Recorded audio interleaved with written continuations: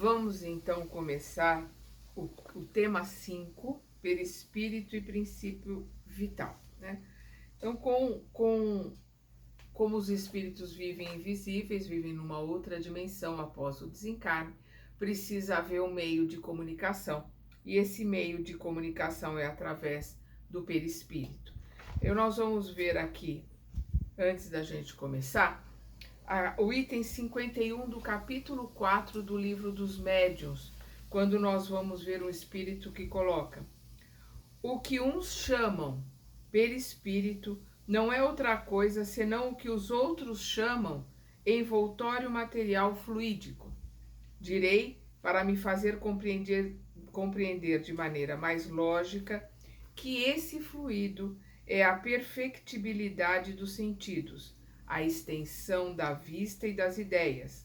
Falo dos espíritos elevados. Quanto aos espíritos inferiores, os fluidos terrestres são ainda completamente inerentes a eles, né? Pertencem, fazem parte, os fluidos da matéria, densidade, pois são matéria como vedes, daí os sofrimentos da fome, do frio, etc. Sofrimentos que não podem experimentar os espíritos superiores, uma vez que os fluidos terrestres são depurados ao redor do pensamento, quer dizer, da alma. A alma, para seu progresso, tem sempre necessidade de um agente. A alma sem agente não é nada para vós, ou melhor dizendo, não pode ser concebida por vós. O perispírito para nós, espíritos errantes, vamos lembrar que todos nós estamos na erraticidade, somos aqueles que precisamos reencarnar. O espírito que está colocando aqui, que é Lamené, também se coloca nessa mesma condição, né, de estar no estado da erraticidade, que precisa reencarnar. Então, o perispírito para nós, espíritos errantes, é o agente pelo qual nos comunicamos convosco, seja indiretamente pelo vosso corpo ou vosso perispírito, seja diretamente a vossa alma. Daí os infinitos matizes de médiuns e de comunicações.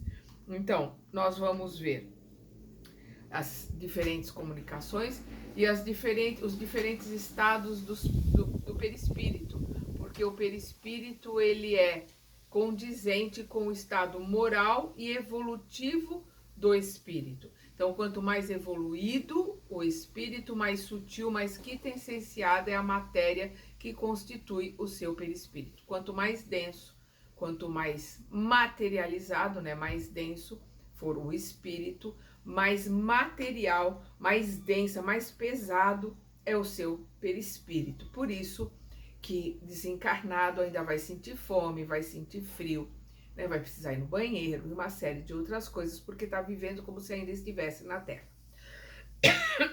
Perdão.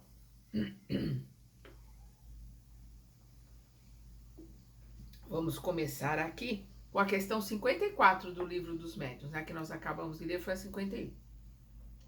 Numerosas observações e fatos irrecusáveis levaram-nos à conclusão de que há no homem encarnado 3 componentes. Primeiro, a alma ou espírito, princípio inteligente no qual reside o senso moral. Segundo, o corpo, envoltório material e grosseiro, que reveste temporariamente a alma para o cumprimento de certos desígnios providenciais. Terceiro, o perispírito, envoltório fluídico semimaterial, que serve de ligação entre a alma e o corpo. Então, nós somos espíritos, né? A alma encarnada, espíritos, passamos o comando, a mente, o sentimento, tudo está conosco. Como espírito, nós enviamos para o perispírito esses comandos, e o perispírito que vai comandar o corpo, que vai realizar a tarefa. Vamos lembrar que o perispírito também é chamado de MOB, né? Modelo Organizacional Biológico, porque é o perispírito que montou, é o perispírito que vem com todas as características quando é feito o roteiro, e é o perispírito que vai comandar o processo de formação daquela matéria que ele vai se utilizar, né? A matéria, o corpo é só uma vestimenta utilizada pelo perispírito, que aí essa vestimenta, esse corpo recebe as informações exteriores, passa para o perispírito passa para nós. Nós somos espírito. Nós comandamos o perispírito que comanda o corpo, recebemos as informações exteriores do corpo através do perispírito. Ele é o elo de ligação. Nós vamos ver que o Kardec coloca mais para frente, é como se fosse um fio condutor.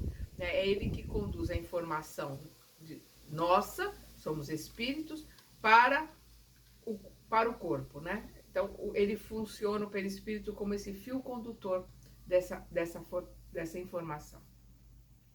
Né? Em O Livro dos Espíritos consta que a natureza vaporosa semimaterial do perispírito permite ao espírito poder de elevar-se na atmosfera e transportar-se aonde queira. Isto para os espíritos elevados.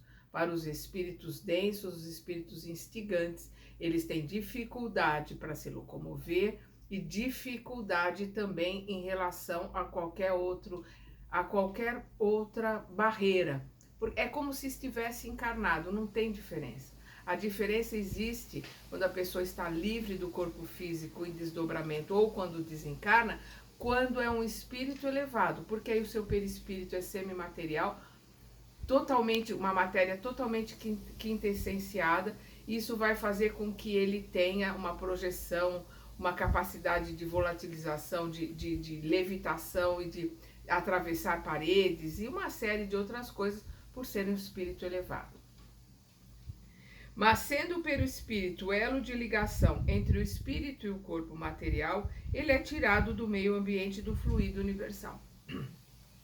Então, o perispírito, como o corpo, ele é proveniente do fluido cósmico universal. Como diz o André Luiz, né, o hausto, o pensamento de Deus. Então, é matéria, uma matéria menos densa do que o corpo, mais sutil, mas é matéria. E pertence também ao planeta Terra. Somos todos aqui, não somos da Terra, né? Estamos todos encarnados aqui e utilizamos o corpo físico, a matéria da Terra, o corpo perispiritual, uma matéria quintessenciada da Terra. E nós, como espírito, quando encarnamos num outro planeta, vamos usar a matéria daquele planeta, tanto para o corpo como para o perispírito que nós vamos utilizar no outro planeta, vai ser uma matéria quintessenciada daquele planeta. Então, o perispírito está sempre ligado aonde o espírito está encarnado. Poder-se-ia dizer que é a quintessência da matéria, né? Uma matéria bem fluídica. É o princípio da vida orgânica, ele está falando do perispírito, é o princípio da vida orgânica, mas não da vida intelectual, pois esta reside no espírito. E além disso, o agente das sensações exteriores. Então, o pensamento está conosco, espírito. E o perispírito é que nos traz as sensações exteriores, por quê? Porque ele recebe essas sensações, esta informação da vestimenta do corpo e traz para nós, que somos espírito. O perispírito reflete o grau de evolução moral e intelectual de cada indivíduo, ainda que em sua constituição os elementos básicos sejam retirados do mundo onde o espírito vive, encarnado ou desencarnado, é o que eu estava colocando.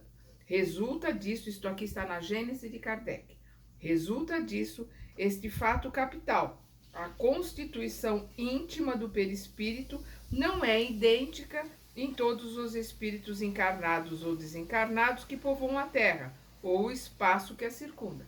Não pode ser idêntica porque o perispírito ele traduz a evolução do espírito. Então ele vai ser menos material, vai ser mais sutil, quanto mais elevado for o espírito. A matéria não. A matéria vai ser sempre igual. Para um espírito elevado, encarnado na Terra, a matéria dele vai ser igualzinho. Agora o seu perispírito não, vai ser sempre quintessenciado ou às vezes extremamente sutil, como o do Cristo, por exemplo, né, que precisou criar um perispírito para poder encarnar na Terra. A matéria dele era igual a de qualquer um de nós, por isso que ele se coloca como filho do homem. Ele está usando o corpo na sua capacidade máxima, por isso que ele coloca que nós podemos fazer o que ele fez e ainda mais. Nós temos que chegar né, no nosso desenvolvimento, na nossa evolução, para podermos utilizar o corpo na sua máxima capacidade e termos um perispírito fluídico, um perispírito menos denso, por estarmos mais elevados. Este o caminho que nós temos pela frente. Nós continuamos ver na Gênese também de Kardec, o mesmo já não se dá com o corpo carnal, que se forma dos mesmos elementos, qualquer que seja a superioridade ou a inferioridade do espírito, o corpo vai ser sempre o mesmo. Por isso, em todos, o corpo produz os mesmos efeitos. As necessidades são semelhantes. O corpo e as necessidades do corpo vão ser iguais para todo mundo, espírito inferior ou espírito extremamente elevado. Ao passo que diferem em tudo o que respeita ao perispírito. A parte do perispírito é completamente diferente de um espírito elevado para um espírito inferior. Também resulta que o envoltório perispirítico de um espírito se modifica com o progresso moral que este realiza em cada encarnação. Embora ele encarne no mesmo meio que os espíritos superiores, encarnando excepcionalmente em missão no mundo inferior, tem perispírito menos grosseiro dos que os naturais deste mundo. Então, o espírito em missão aqui no planeta Terra vai ter um perispírito completamente sutil, embora o corpo encarnado, o corpo vai ser igual ao de todo mundo. Então, nós vamos ver que o perispírito não pensa, né? Como nós já colocamos, e vamos ver um trecho aqui do Livro dos Médiuns. Esse segundo envoltório da alma ou perispírito existe, pois, durante a vida corpórea. É o intermediário de todas as sensações que o espírito percebe e pelo qual transmite sua vontade ao exterior e atua sobre os órgãos do corpo. Para nos servirmos de uma comparação material, diremos que é o fio elétrico condutor que serve para a recepção e a transmissão do pensamento. Pensamento em nós, espírito, o perispírito como fio condutor leva o nosso pensamento às nossas ordens para que o corpo execute. O perispírito adquire a forma da organização biológica do ser, por isso que ele é chamado, né, de MOB, modelo organizacional biológico. No espírito, a forma do perispírito é a forma humana, e quando nos aparece, geralmente é com a que revestia o espírito na condição de encarnado. Isto aqui está no Livro dos Médiuns, e o perispírito vai ter a nossa aparência, vai ter a forma, né, a forma que nós estamos hoje, essa forma que esse ego, né, esse avatar que eu estou usando. Aqui eu estou Sandra, e a hora que eu estou desdobrada ou estiver desencarnada, a minha aparência vai ser exatamente igual a essa. O perispírito mantém essa mesma aparência desse corpo que eu estou utilizando aqui agora. Continua do Livro dos Médiuns. Com pequenas diferenças quanto às particularidades, a forma humana se nos depara entre os habitantes de todos os globos, à exceção das modificações orgânicas exigidas pelo meio no qual o ser é chamado a viver. Então, conforme o planeta onde ele for chamado a viver, vai ter a diferença tanto física, né, do corpo que ele vai usar, como a diferença perispiritual. Essa é também a forma de todos os espíritos não encarnados, que só têm o perispírito. A forma como que, em todos os tempos, se representam os anjos ou espíritos puros. Devemos concluir de tudo isso que a forma humana é a forma típica de todos os seres humanos, seja qual for o grau de evolução a que pertence. Entre as diferentes propriedades do perispírito, destacamos aquelas mais diretamente envolvidas na manifestação mediúnica dos espíritos. As aparições e materializações, por exemplo, inclusive as que revelam detalhes, vestimenta, expressões fisionômicas, acessórios, etc., revelam a capacidade plástica ou de maleabilidade do perispírito, visto que, isto aqui que nós vamos ver agora do Livro dos Médiuns, a matéria sutil do perispírito não possui a tenacidade nem a rigidez da matéria compacta do corpo. Ela é, se assim nos podemos exprimir, flexível e expansível. Modela-se a vontade do espírito que pode lhe dar a aparência que bem lhe entender.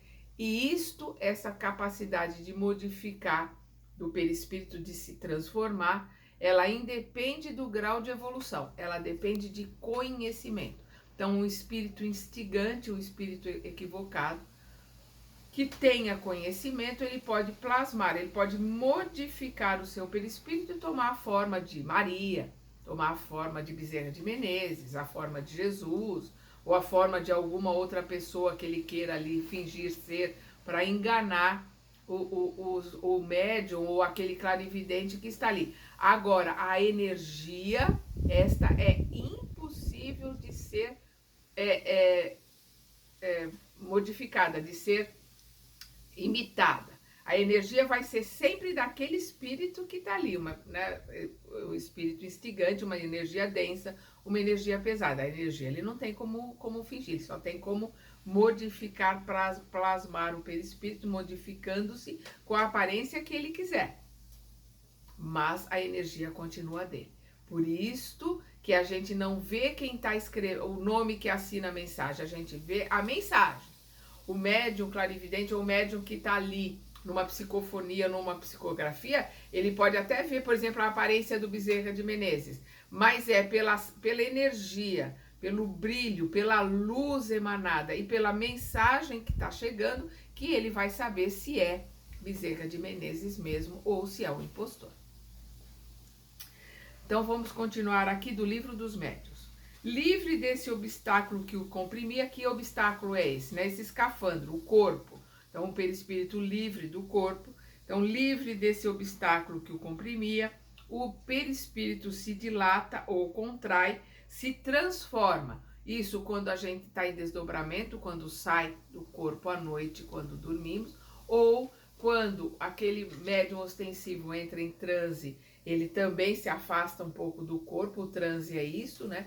O perispírito do médium se afasta do corpo e vai conversar com o perispírito, com aquele perispírito desencarnado que está ali, passando informação ou de psicofonia ou de psicografia. Então, o espírito se dilata, o perispírito se dilata ou se contrai, ele se transforma. Numa palavra, presta-se a todas as metamorfoses de acordo com a vontade que atua sobre ele. É graças a essa propriedade do seu envoltório fluídico que o espírito pode fazer-se reconhecer quando necessário, tomando a aparência exata que tinha quando vivo, né, encarnado, até mesmo com os defeitos corpóreos que possam servir de sinais para o reconhecer. E aí nós vamos ver as propriedades do perispírito, né? A densidade, que é o peso, né? Todos nós temos esse peso, e esse peso varia conforme a evolução. Quanto mais denso esse perispírito, mais pesado. Quanto mais fluídico esse perispírito, mais leve. Nós vamos ver na cultura, né, dos egípcios antigos, a gente vê aquela colocação do desencarnado, que ele, para poder ser levado para os planos superiores, o coração dele era colocado numa balança e do outro lado da balança uma pena. Então, se o coração dele pesasse menos que a pena, ele subiria, ele iria para os planos superiores. Se o coração dele pesasse mais que a pena, ele iria para as regiões inferiores, ou seja, é uma metáfora para voltar, para reencarnar, para continuar aprendendo, continuar evoluindo, para poder alcançar os planos superiores. A outra propriedade do perispírito é a penetrabilidade, que é a propriedade que permite aos espíritos atravessar barreiras materiais. Isto acontece para os espíritos superiores, né? Que as barreiras dele vão estar nos planos em que eles estão vivendo. Os planos terrestres não existe barreira para os espíritos superiores. Para os espíritos inferiores, a barreira é fluídica. Então, o espírito pode entrar, pode atravessar uma casa, se esta casa não estiver protegida pela oração, não estiver protegida pelo evangelho no lar. Então, é a oração, o pensamento, o sentimento daqueles que vivem na casa, que vão criar uma barreira fluídica que vai fazer com que aquele espírito mais denso não possa entrar, não possa atravessar. A gente vê isso o tempo todo nos livros do André Luiz. E nós vamos ver a sensibilidade, que confere aos espíritos sensações e emoções que são muito mais profundas entre os desencarnados, porque nestes são percebidos por todo o corpo perispiritual. Então, o que eles estão colocando aqui? O perispírito, ele não depende de olho, ouvido, boca. O perispírito, ele enxerga 360 graus no corpo inteiro, sente no corpo inteiro, ouve no corpo inteiro. Então, o perispírito não é limitado pelos sentidos do corpo. Por isso, a emancipação. Por isso, às vezes, o médium, quando está entrando em transe, ele tem a sensação de que ele está ficando enorme. Por quê? Porque ao sair da prisão, ele pode se dilatar, ele pode ampliar a sua capacidade sensitiva, de audição, de visão, de percepção, toda a sua sensibilidade. E aí nós vamos ver aqui um trecho da Gênese de Kardec. O fluido perispirítico constitui, pois, o traço de união entre o espírito e a matéria. Durante a sua união com o corpo, serve de veículo ao pensamento do espírito, para transmitir o movimento às diversas partes do organismo, as quais atuam sob a impulsão de sua vontade e para fazer que repercutam no espírito as sensações produzidas pelos agentes exteriores, né? O que são os agentes exteriores? É o que o corpo recebe, transmite para o perispírito, ele transmite para nós, espírito. Tem por fios condutores os nervos, como no telégrafo o fluido elétrico tem por condutor o fio metálico. Nas comunicações mediúnicas percebe-se perfeitamente essa ação intermediária, exercida pelos perispírito entre o espírito e o corpo, que atua como órgão de transmissão de todas as sensações. Isso aqui está no Obras Póstumas, né? O perispírito do médium que está ali afastado do corpo vai conversar com aquele perispírito desencarnado e vai transmitir essas informações através do seu corpo, né? Ou escrevendo ou falando. Então fica bem nítida essa separação numa comunicação mediúnica. Aqui continua o Obras Póstumas. Em relação às que vêm do exterior, o que vem do exterior? A informação, o amor, o carinho, as sensações, as emoções, a instrução, aquilo que nós recebemos do exterior, que o corpo recebe, ele vai transmitir para nós, espírito, através do perispírito. Ele vai enviar essa informação para o perispírito e o perispírito passa para nós. Então, em relação às que vêm do exterior, pode-se dizer que o corpo recebe a impressão, o perispírito a transmite e o espírito, que é o ser sensível e inteligente, a recebe. Quando o ato é o contrário, né? É a iniciativa do espírito, é o espírito pensando, nós pensando, mandando a ordem, passamos para o perispírito e o perispírito comanda a ordem que o corpo executa. Então, quando o ato é de iniciativa do espírito, pode-se dizer que o espírito quer, o perispírito transmite e o corpo executa. Então, eles continuam aqui. A propriedade de irradiação ou expansibilidade do perispírito favorece a comunicação entre os desencarnados e encarnados, uma vez que, isto aqui continua do Obras Póstumas, o perispírito não se acha encerrado nos limites do corpo como numa caixa. Pela sua natureza fluídica, ele é expansível, irradia para o exterior e forma em torno do corpo uma espécie de atmosfera que o pensamento e a força de vontade podem dilatar mais ou menos. Daí se segue que pessoas que não estejam corporalmente em contato podem achar-se em contato pelos seus perispíritos e permutar, à revelia delas, certas impressões e algumas vezes pensamentos por meio da intuição. O que ele está colocando aqui? Nós nos comunicamos quando estamos fora do corpo. Então a gente sai do corpo quando estamos em desdobramento, deixa o corpo dormindo, descansando e nós saímos. E nós podemos nos comunicar com o nosso filho, com o nosso neto, com o nosso tio, com o nosso irmão, com o nosso amigo, que está encarnado, que também vai se comunicar conosco de perispírito para perispírito. Então, às vezes, coisas que a gente não quer que ele saiba, ali em desdobramento, ou que ele não quer que a gente saiba, ali em desdobramento, o perispírito os perispíritos se comunicam, conversam, trocam ideias, trocam informações, e ali são reveladas coisas, por isso que eles colocam a revelia. Por quê? Porque ali em desdobramentos tem outro ponto de vista, tem outras ideias, tem menos apego, né?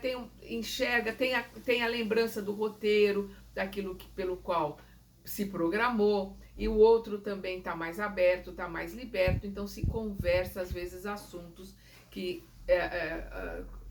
no corpo não queremos conversar, né? Mãe recebe muitas vezes informações nessas conversas com os filhos das coisas que eles estão querendo esconder.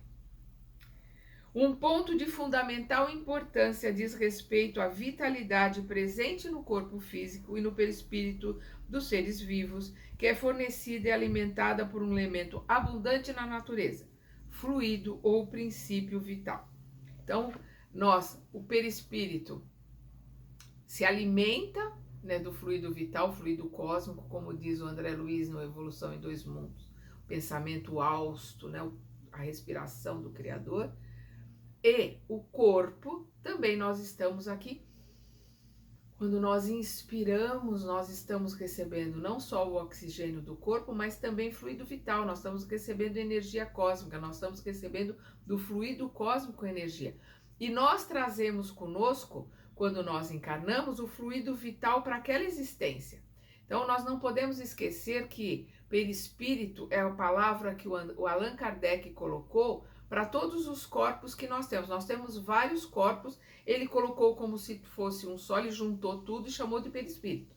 Mas nós temos muitos corpos, né, que juntos são chamados de perispírito. Um desses corpos é o duplo etérico, que é um corpo sutil, né, que liga o corpo físico com o perispírito, e é esse duplo etérico que traz em si o nosso fluido vital para aquela existência, como o mergulhador carrega o tanque de oxigênio.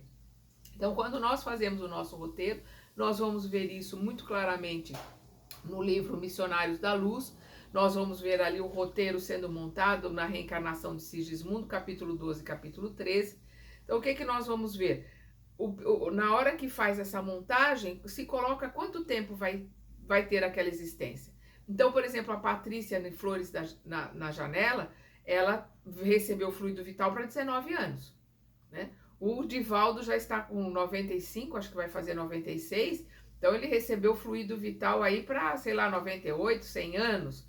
Então, o fluido vital, a gente já vem com ele, por isso nós sabemos, quando nós estamos em desdobramento, a gente tem a lembrança desse nosso roteiro, nós sabemos quanto tempo nós vamos ficar aqui, por isso tantas pessoas sabem que vão desencarnar e preparam a família, porque sabem que está chegando ali o término, né? Então, todos nós encarnamos com essa carga energética de fluido vital. E, às vezes, por desencarnarmos um pouco antes, porque desencarnamos como suicidas inconscientes, porque abusamos de comida, bebida, ou drogas lícitas, ou do estresse, ou todas as coisas, a gente acaba desencarnando um pouco antes do tempo como suicida inconsciente, como aconteceu com o André Luiz. E aí vai ter esse resquício de fluido vital. Quando se tem merecimento, a gente vai ver isso no livro Obreiros da Vida Eterna. Nós vamos ver lá, quando há esse merecimento, esse resto de fluido que ainda está ali, os trabalhadores que estão acompanhando, porque todo mundo tem um acompanhamento para a reencarnação, vemos isso no Missionários da Luz, todo mundo tem um acompanhamento para o desencarne, e nós vamos ver isso no Obreiros da Vida Eterna. E o processo de desencarne começa meses antes do desencarne efetivo, porque começam os desligamentos. Então, nós vamos ver lá que aquele grupo que está trabalhando ali no processo de desencarne, se houver merecimento daquele que desencarnou, eles vão dissipar esse resto de fluido vital para ele não ser utilizado pelos nossos irmãozinhos instigantes. E é esta a dificuldade do suicida, porque para o suicida isto não é permitido. Essa dissipação, esse trabalho naquele resto de fluido vital não é permitido, porque tem pessoas que têm uma programação, vamos lá, de 80 anos, tem fluido vital para 80 anos e se suicida, dá um tiro na cabeça ou se enforca com 40. Então, aquele resquício ali de fluido vital, ele vai ter que administrar até terminar esse fluido vital para ele poder começar um novo estágio, começar um tratamento, né? Começar um estudo. Quem leu o livro Memórias de um Suicida, nós vamos ver que às vezes o suicida pode até ser levado para o Vale dos Suicidas, porque ali no Vale dos Suicidas ele está protegido pelos trabalhadores de Maria, o Vale dos Suicidas é cuidado por Maria. Mas ele precisa esperar terminar esse fluido vital para ele poder ir para o hospital, para ele poder ser tratado, para depois ir para a Mansão Esperança, onde estuda, tem a universidade, né? É um livro maravilhoso, esclarece toda essa vivência, né, dos suicidas para poderem começar a se recompor e mostra a misericórdia de Deus. Trabalho maravilhoso de Maria com seus prepostos junto aos suicidas. Então, vamos aqui, fluido é o princípio vital. Há na matéria orgânica um princípio especial inapreensível e que ainda não pode ser definido o princípio vital. Ativo no ser vivo, esse princípio se acha extinto no ser morto, no desencarne, é aquilo que eu estou falando. No desencarne, ou aquele que desencarnou no tempo certo é como a vela que apaga, o fluido vital termina, ele vai embora. Ou naquele que desencarna como suicida inconsciente tem um resquício de fluido vital, e aí os trabalhadores que estão ali, se ele tiver merecimento, vão eliminar aquilo, fazer com que aquilo, que esse fluido vital vai para a Terra. Esse que vem e que está ali junto com o duplo etérico, ele pertence à Terra junto com o corpo. Então fica o corpo, o duplo etérico e esse fluido vital que está com o duplo etérico, tudo aqui na Terra. O perispírito é que caminha, que vai para o mundo espiritual, continuar a vida, continuar o comando, né? Nós comandando o perispírito no plano espiritual. A gente não pode esquecer. Tem um exemplo muito claro disso, inclusive dos corpos que nós temos no livro Nosso Lar, quando nas câmaras de regeneração o André Luiz está trabalhando ali, ele vai para casa descansar porque ele precisa descansar, ele deita, ele dorme ali, ele deita para descansar, ele sai do perispírito, porque ali é o perispírito, né, ele está desencarnado, ele sai em corpo mental, o perispírito fica ali, ele sai em corpo mental para poder encontrar com a sua mãe, por isso que eu falo dos vários corpos. Então, os corpos mais densos, né, tudo a gente chama de perispíritos, ficam ali. O corpo mental, que é mais sutil, ele se desloca em corpo mental, vai encontrar com a sua mãe que está em planos superiores, conversar com ela, e aí ele volta, né, para o corpo, ali o que a gente chama de perispírito, para continuar o trabalho dele ali no nosso lar. A atividade do princípio vital mantém o funcionamento dos órgãos, tecidos, células e demais estruturas orgânicas. Do mesmo modo que o calor, pelo movimento de rotação de uma roda, e o que ele está colocando aqui, ele está fazendo uma comparação, uma metáfora. Quando você faz uma rotação numa roda, ela gera calor. A hora que você para de rodar, aquela roda para de girar, aquele calor cessa. É assim que ele está colocando a questão da energia do fluido vital. Então, cessada aquela ação, né, a roda parou de girar, por motivo da morte, né, do desencarne, o princípio vital se extingue, como o calor, quando a roda deixa de girar. Então, ele faz uma metáfora, isso aqui é do livro A Gênese, ele faz uma metáfora para o fluido, aquele fluido que deixa de existir, ele fica aqui na Terra junto com o corpo. E nós partimos para a verdadeira vida, mundo espiritual, comandando o nosso perispírito. É com o nosso perispírito que nós nos comunicamos no mundo espiritual e nos comunicamos com aqueles que estão ainda encarnados. No nosso próximo estudo, nós vamos ver a prece segundo o Espiritismo, a prece na reunião mediúnica. Até lá!